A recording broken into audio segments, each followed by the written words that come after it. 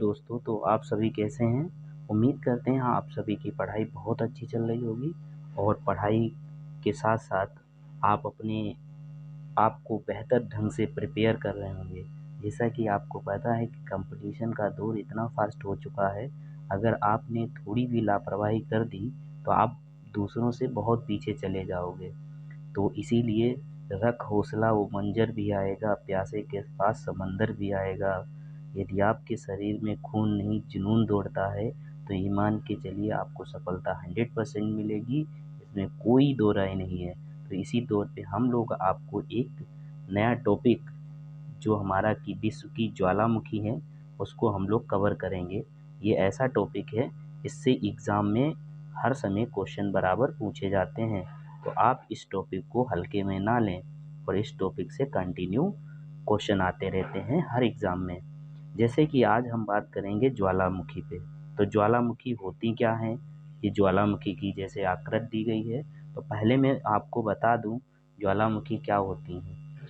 ज्वालामुखी धरातल पर स्थित प्राकृतिक छिद्र है, जिससे जिससे पृथ्वी के अंदर से लावा, राख, जलवाष्प तथा अन्य गैस बाहर निकलती हैं। इस माध्यम से ये बाहर निकलती रहती हैं। ज्वालामुखी विस्फोट से निकलने वाली गैसें जलवाष्प के रूप में होती हैं, जिसमें H2O हमेशा उपस्थित रहता है। जो बाहर निकलती हैं वो किसके रूप में होती हैं? जलवाष्प के रूप में होती हैं। जो बाहर निकलता है जो बाहर निकलता है उसमें जो जिसे लावा बोला जाता है। तो हम पहले आपको ये बता दें, ज्वालामुखी जब फूटती है, जो आकृति ये बनाती है, उस आकृति में कौन चीज़ क्या होती है। तो सबसे पहले आप ये याद रख लीजिए, जो ज्वालामुखी के जो अंदर है, ये जो यहाँ पे जो पृथ्वी की सतह के जो अंदर भरा होता है, उसे मैग्मा कहा जाता है। क्या कहा जाता है? मैग्मा कहा जाता है। मैग्मा कहा जाता है, उसे मैग्मा कहा जाता है। और जब ये मैग्मा बाहर एक छिद्र के माध्यम से तेजी से जब बाहर निकलता है वो रूप ले लेता है किसका? लावा का रूप ले लेता है। उसे हम लोग क्या कहते हैं? लावा कहते हैं। और उसके बाद में जब ये लावा हमारा जो बाहर निकलता है, उसी में सबसे ज़्यादा जो मात्रा होती है, वो सबसे ज़्यादा मात्रा किसकी उसमें पाई जाती है? तो सबसे ज़्यादा मात्रा जिसमें जलवाष्प की पाई जाती है। आपको अच्छे से याद रखना है कि जो ज्वालामुखी जब फूटती है, तो उसके बाद जो लावा निकलता है, लावा में मात्रा किसकी सबसे ज़्यादा होती है? तो जलवाष्प की सबसे मात्रा ज़्यादा अधिक है। अगर कोई पूछे परसेंटेज में कितना होता है, तो आप 60% से 90% तक बता सकते हैं उसकी मात्रा होती है, जलवाष्प की मात्रा। जो आपका ये ऐसे कोन जैसा बना है, इसे सिंडर कोन बोला जाता है। इसे क्या बोला जाता है? सिंडर कोन बोला जाता है। और उसी के अंदर ये जो आपको यहाँ पे जो एक होल जैसा, छिद्र जैसा, भाई जहाँ से कोई चीज़ निकलेगी तो वहाँ पे एक जगह सी बन जाएगी, जो एक गोल सा बन जाता है, इसी को बोला जाता है क्रेटर। इसे क्या बोला जाता है? क्रेटर बोला जाता है। और इसके बाद में जो आपको ये धुआं सा निकला हुआ दिख रहा है, ये धुआं सा, यही कुछ जलवाष्प के रूप में ऊपर निकल जाता है, लावा के रूप में ऊपर निकल जाता है। जब मैग्मा धरातल पर आता है, तो इसे लावा की संज्ञा दे दी जाती है। यानी जो मैग्मा अंदर भरा होता है, ये धरातल पे जब आता है, तो उसे मैग्मा को हम लोग क्या कहते हैं? लावा कहते हैं। ज्वालामुखी के उद्गार के समय छिद्रों की दरारें कभी-कभी जलवाष्प बहुत अधिक तक निकलने लगते हैं, जिसे गीसर कहते हैं। क्या बोला जाता है? गीसर। ये वर्ड आपको याद रखना है, ठीक है? तो उसी प्रकार अब हम आगे बढ़ते हैं और आगे देखते हैं ज्वालामुखी के टाइप कितने होते हैं। ज्वालामुखी के टाइप जो, हाँ दोस्तों, तो ज्वालामुखी के अब हम लोग पढ़ेंगे, ज्वालामुखी के जो टाइप हैं उनके बारे में समझेंगे। तो कितने टाइप होते हैं ज्वालामुखी के? पहले ये समझ लेते हैं कितने एग्जाम में पूछा जाता है। ये भैया ज्वालामुखी हर एग्ज़ाम में पूछी जाती है, चाहे वो किसी भी एग्ज़ाम का हो, रेलवे हो, एसएससी हो, या किसी कोई टेट वगैरह जो स्टेट लेवल पे होते हैं, कोई भी हो, उनमें पूछी जाए। ज्वालामुखी के प्रकार जो होते हैं वो हम समझेंगे। बेटा टाइप्स ऑफ ज्वालामुखी, हमारी ज्वालामुखी का वर्गीकरण हम दो तरीके से कर सकते हैं। उद्गार की अवधि के आधार पे कर सकते हैं और उद्गार के स्वरूप के आधार पे कर सकते हैं। ठीक है, तो उद्गार की अवधि मतलब जब ज्वालामुखी फूटती हैं तो वो 3 प्रकार की होती है। एक होती है सक्रिय ज्वालामुखी, एक होती है सुषुप्त ज्वालामुखी और ये होती है शांत ज्वालामुखी। तो इन ज्वालामुखी को मैं अलग अलग आपको इनके प्रकारों के बारे में समझा देता हूँ। आप पेन से इसे लिख भी सकते हैं, इसे नोट डाउन भी कर सकते हैं। जैसे कि मैं सक्रिय ज्वालामुखी के बारे में बात करूं तो आपको सक्रिय ज्वालामुखी को अच्छे से समझ लेना है। सक्रिय ज्वालामुखी क्या होती है? यानी सक्रिय ज्वालामुखी वह ज्वालामुखी है जिनसे अक्सर उद्गार होता रहता है। यानी सक्रिय ज्वालामुखी कैसी होती हैं? इनसे अक्सर उद्गार होता रहता है। ये इस प्रकार की ज्वालामुखी होती हैं। अमेरिका के हवाई द्वीप पर स्थित किलाउ अमेरिका के हवाई द्वीप पर स्थित किलाउ, जो किलाउ हमारी जो ज्वालामुखी है, ये संसार की सबसे ज़्यादा सक्रिय ज्वालामुखी है। तो इसको आपको याद रखना है। किलाउ एक ऐसी ज्वालामुखी है जो संसार की सबसे अधिक कैसी है? सक्रिय ज्वालामुखी है। हवाई द्वीप पर स्थित मोना लोआ आकार की दृष्टि पे हवाई द्वीप पर स्थित मोनोलोआ आकार की दृष्टि पे सबसे बड़ी ज्वालामुखी है। तो ये ज्वालामुखी कोई कुछ इम्पोर्टेंट हैं फैक्ट। स्ट्रम्बोली जो भूमध्य सागर में, जैसे स्ट्रम्बोली एक ज्वालामुखी है। स्ट्रम्बोली कौन सी है? स्ट्रम्बोली। तो स्ट्रम्बोली आप याद रखना। स्ट्रम्बोली ज्वालामुखी को भूमध्य सागर का प्रकाश स्तंभ कहते हैं। ये जो हमारी है भूमध्य सागर में पाई जाती है। सिसिली के उत्तर लिपारी द्वीप पर स्थित है। कहाँ पे स्थित है? लिपारी जो द्वीप है, लिपारी द्वीप पर यह स्थित है। तो आपको अच्छे से याद रखना है कि लिपारी द्वीप पे कौन सी है, तो आप इसे याद रख सकते हैं। ठीक है, तो इसी प्रकार अब हम आपको आगे बताते हैं। अब बात करते हैं हम सुषुप्त ज्वालामुखी के बारे में। जो हमारी सुषुप्त ज्वालामुखी होती है, सुषुप्त ज्वालामुखी वे ज्वालामुखी होती हैं जिनसे पिछले कुछ समय से उद्गार नहीं हुआ, लेकिन भविष्य में उद्गार होने की संभावना है। इसका बेस्ट उदाहरण को हम ऐसे समझ सकते हैं, जैसे संयुक्त राज्य अमेरिका का माउंट जो सेंट हेलेंस सुषुप्त ज्वालामुखी का उदाहरण है। कौन सा ज्वालामुखी का उदाहरण है? Mount Saint Helens. ये सुषुप्त ज्वालामुखी का एक प्रमुख उदाहरण है। अब बात करते हैं शांत ज्वालामुखी की। किसकी बात करते हैं? शांत ज्वालामुखी की। तो शांत ज्वालामुखी मृत, इन्हें ज्वालामुखी भी बोला जाता है। मृत ज्वालामुखी वे ज्वालामुखी हैं जिनमें प्राचीन समय में कभी उद्गार हुआ था, लेकिन आगे उद्गार होने की संभावना नहीं है। मृत ज्वालामुखी जो होती हैं में पाकिस्तान का कोह सुल्तान, जो पाकिस्तान है जिसे हम पाकिस्तान बोलते हैं, पाकिस्तान जो देश में एक ज्वालामुखी है जिसे कोह सुल्तान के नाम से जानते हैं, वह दाम बंद हो गई। ये मेमार का पोप कहलाता है। अफ्रीका का कुलाल व किलिमंजारो, ये कुछ ऐसी नदियां हैं जो ज्वालामुखी हैं जो काफ़ी इम्पोर्टेंट हैं। प्रशांत महासागर के तटीय भाग में सर्वाधिक सक्रिय ज्वालामुखी होती हैं। जो हमारा प्रशांत महासागर है, प्रशांत महासागर के जो तटीय क्षेत्र है वहाँ पे ज्वालामुखी सबसे ज़्यादा उद्गार होता रहता है। इसीलिए उसे हम लोग क्या बोलते हैं? उसे बोलते हैं सबसे ज़्यादा, इसे रिंग ऑफ फायर के नाम से भी जाना जाता है। तो ये कुछ इस प्रकार के फैक्ट थे। अब हम क्वेश्चन पे टर्न करते हैं और आपको इम्पोर्टेंट इसके ज्वालामुखी के क्वेश्चन कराते हैं, जो करीब 50-60 क्वेश्चन होंगे। आपको शिद्दत से समझना है और उन्हें याद रखना। तो दोस्तों, जैसा कि हम लोग क्वेश्चन पे टर्न कर लिए हैं और हमारा ये जो पहला क्वेश्चन लिखा है और इस क्वेश्चन को हम लोग समझते हैं और समझने के बाद इस क्वेश्चन को अच्छे से करते हैं। ये क्वेश्चन काफ़ी इम्पोर्टेंट क्वेश्चन है। जैसा हमारा पहला क्वेश्चन है, निम्नलिखित में से प्राकृतिक की सुरक्षा वाल्व कहा जाता है, यानी प्रकृति का सुरक्षा वाल्व किसे कहते हैं? तो प्रकृति का सुरक्षा वाल्व जो होता है भूकंप को कहा जाता है, ओजोन गैस को कहा जाता है, ज्वालामुखी या नदियों को। तो इसमें जो हमारा करेक्ट ऑप्शन है, वो हमारा करेक्ट ऑप्शन क्या बनेगा जाके? ज्वालामुखी बनेगा जाके। ठीक है, ये आपको याद रखना है। प्रकृति का सुरक्षा वाल्व किसे कहा जाता है? ज्वालामुखी को कहा जाता है। क्वेश्चन नंबर नेक्स्ट है, नेक्स्ट क्वेश्चन को समझते हैं। इसमें दिया गया है ज्वालामुखियों के बारे में निम्न में से कौन सा कथन सत्य है। तो पहला दिया गया हमारा है, यह पृथ्वी की क्रस्ट की एक नली होती है जिसके माध्यम से भूगर्भ की पिघली चट्टानें तथा अन्य पदार्थ बाहर आते हैं। ये बात बिल्कुल सही है। ऐसा ही होता है जब कोई पिघला हुआ, जब कोई सक्रिय ज्वालामुखी होती है जो पिघलती है तो उसके बाद उसमें मैग्मा जो बहुत सारी चीज़ें बाहर निकलती हैं।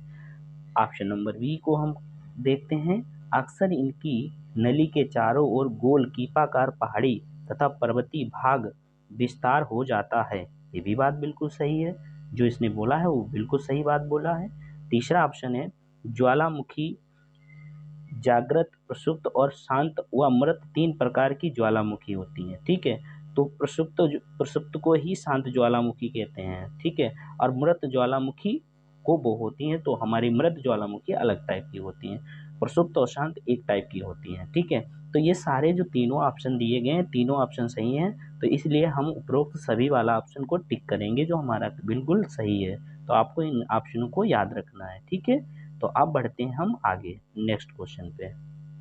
जैसा कि हमारा नेक्स्ट क्वेश्चन हमारे पास आ चुका है और नेक्स्ट क्वेश्चन को भी हम लोग अच्छे से समझते हैं, देखते हैं इस क्वेश्चन में क्या बोला गया है।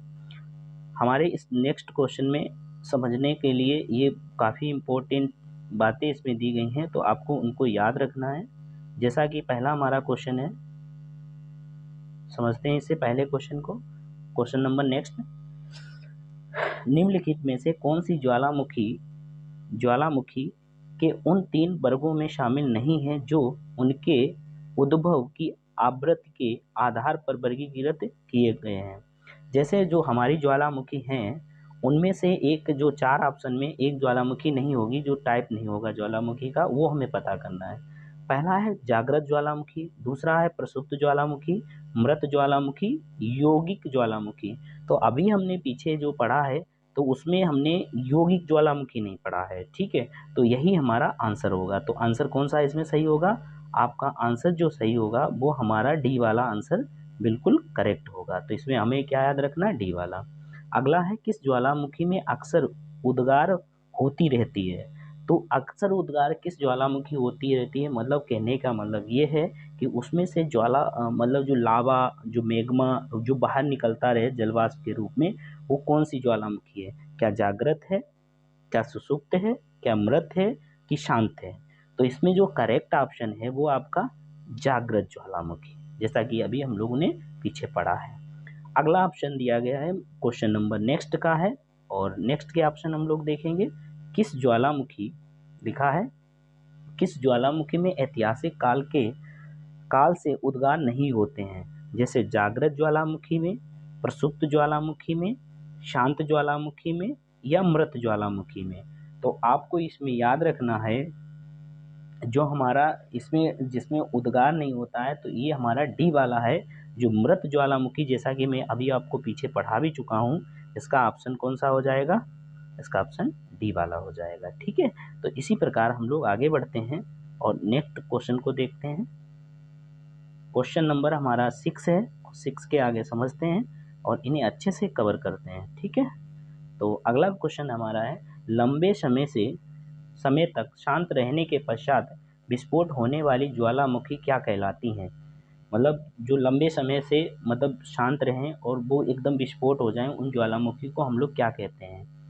तो जो लंबे समय से होती हैं, तो ऐसे क्वेश्चन नंबर इसमें जैसे सुषुप्त ज्वालामुखी, इसका ऑप्शन बिल्कुल करेक्ट हो जाएगा। कौन सा ऑप्शन हो जाएगा? सुषुप्त ज्वालामुखी।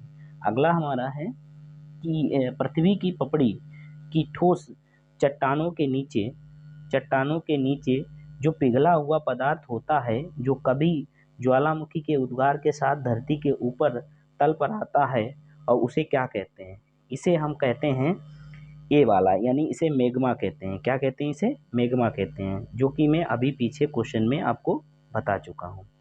अगला क्वेश्चन को समझते हैं, क्वेश्चन नंबर नेक्स्ट को। तो क्वेश्चन नंबर हमारा नेक्स्ट है, पहले अश्रु, ये जो हमारा लिखा है, पहले अश्रु की उत्पत्ति कब होती है? भूकंप के समय, या प्लेट विवर्तकी के समय, या ज्वालामुखी उद्गार के समय, या विवर्तन के उद्गार? तो इसमें जो पर्वत के निर्माण के समय, ये वाला ये कोई ऑप्शन नहीं है, ऑप्शन आपका सी वाला सही है, यानी ज्वालामुखी उद्गार के समय। ठीक है, आपको ये भी वर्ड याद रखने हैं। अब बढ़ते हैं हम नेक्स्ट क्वेश्चन पे, और नेक्स्ट क्वेश्चन को हम लोग समझते हैं, देखते हैं इसमें क्या है हमारा।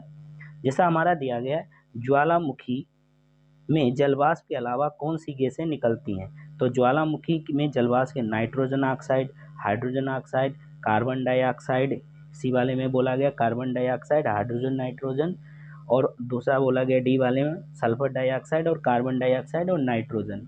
तो इसका जो करेक्ट ऑप्शन है वो आपका सी वाला है। इसमें सल्फर डाइऑक्साइड और कार्बन डाइऑक्साइड के साथ नाइट्रोजन गैस भी निकलती है।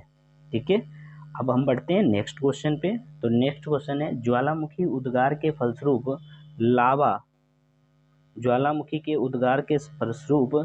फलस्वरूप प्राप्त लावा एवं धर्तली चट्टानों के टुकड़े सम्मिलित रूप को क्या कहा जाता है? तो इसमें जो ऑप्शन हमारा ए होगा, इसे बोला जाता है पायरोक्लास्ट बोला जाता है, तो इसे याद रखना। तो अब हम क्वेश्चन को थोड़ा फास्ट करेंगे, सभी ऑप्शन पढ़ने के अलावा हम केवल एक सिंगल ऑप्शन पढ़ेंगे। ठीक है, आपको समझना है और इनका रिवीजन करना अच्छे से। तो क्वेश्चन अगला है, क्रेटर तथा कोल्डेरा स्थल कृतियों निम्नलिखित में से किससे संबंधित हैं?